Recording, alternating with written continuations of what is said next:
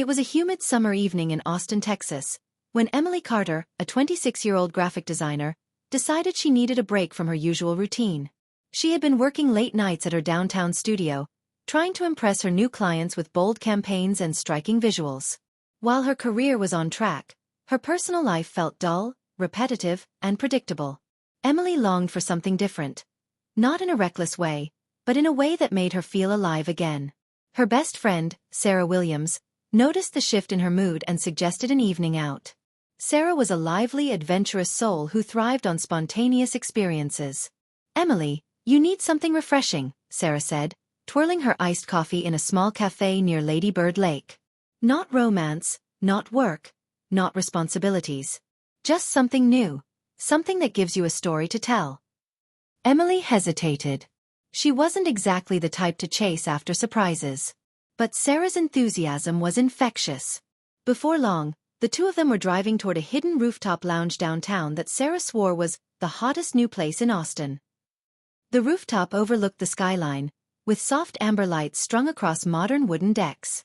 It had a reputation for its live acoustic nights and a kind of magic that came from being high above the city chaos. When they arrived, Emily immediately felt the shift in energy. The crowd wasn't overwhelming, just a mix of young professionals, musicians, and people laughing over cocktails. She leaned against the railing, looking out at the glowing city, the tall towers shimmering against the dark blue night. That's when she met Daniel Miller, a 28-year-old travel photographer who had just returned from a project in Arizona. He wasn't flashy or overly forward. Instead, he had a calm confidence, the kind that instantly put Emily at ease. They started talking casually about Austin, the food, the music, the art scene. But soon the conversation drifted to deeper topics.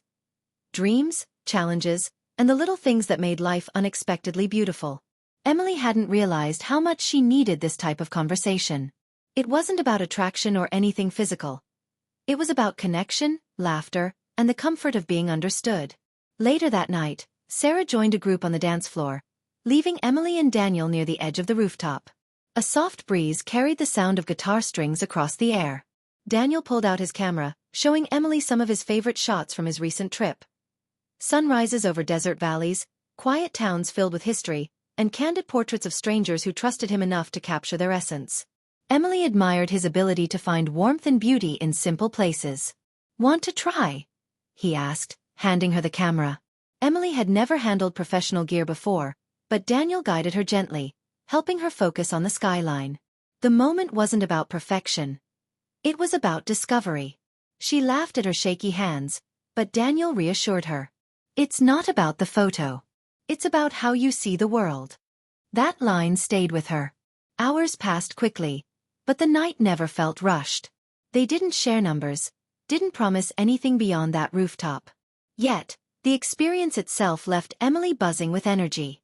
She realized that sometimes the most meaningful connections don't require commitments, labels, or physical intimacy. They just require presence. Driving home later, Emily rolled down her window and let the warm Texas air hit her face. Sarah hummed along to a song on the radio, but Emily remained quiet, lost in her thoughts. She didn't feel the need to tell Sarah every detail of her conversation with Daniel.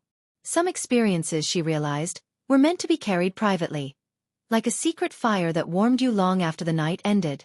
Over the next few weeks, Emily found herself approaching life differently. She took breaks during work to walk around the city, noticing details she had overlooked before. The way sunlight danced on glass buildings, the small smiles exchanged between strangers at coffee shops, the sound of live street musicians echoing through the night. That rooftop evening hadn't given her a relationship or a promise, but it gave her something more valuable. A reminder that life was full of sparks waiting to be noticed. Months later, she returned to the rooftop with Sarah. The skyline hadn't changed, but Emily had. She no longer searched for an escape from her routine. Instead, she embraced the possibility that new experiences could be found anywhere, as long as she was open to them. She never saw Daniel again, but she carried his words with her like a compass. "It's not about the photo. It's about how you see the world."